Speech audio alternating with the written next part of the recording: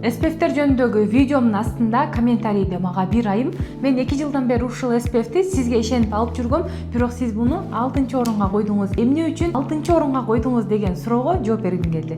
Негизинен Roundlab SPF 3 түрү бар. Биринчиден жөн гана Roundlab SPF Berioza менен, андан кийин Roundlab SPF жашыл Milk Up деп жазылган. Бул составында тынчтандыра турган ингредиенти менен, ушул эле Roundlab'тын Tone Up деп коет, сиздердин бетиңиздерге тон бере турган ушундай состав менен. Эми биринчи 5 саат жүргөн Berioza SPF негизинен 100% сиздердин бетиңиздерди коргойт, 7-8 саатка чейин жакшы жүрөсүздөр жана эч кандай кычыртануу ошол сыяктуу аллергический реакцияларды бербейт. Ал эми экинчи болсо бул жерде тынчтандыра турган ингредиенти менен болгон SPF-тин составында бир аз тон бере турган ингредиент дагы бар болгондуктан бул сиздердин бетиңиздерди 2 саат күндөн коргойт, 2 же 3 саат гана. Сиздер бул SPF-ти сууга түшкөндө же кандайдыр бир бассейнге барганда, чөгө чыкканда 2 сааттан кийин бетиңизди жууш керек болсо, дарата алышыңыз керек болсо, ушундай мезгилдерде бетиңиз өтө кычырданып турса, ушул SPF-ти сиздер SPF жана крем түрүндө колдонсоңуздар болот. Ал эми үчүнчүсү тон бере турган SPF сиздердин бетиңиздерди нымдаштырат жана тон берет. Бул жерде дагы бул SPF-те жаңы жана эски фильтрлер, ошол эле учурда физикалык фильтрлер аралаш болгондуктан бул SPF-ти сиздер болгону 2 саат колдоно аласыздар жана бул сиздердин бетиңиздерге жеңил тон. Эгерде тоналка койгон жакпаса, бетиңиздерде кандайдыр бир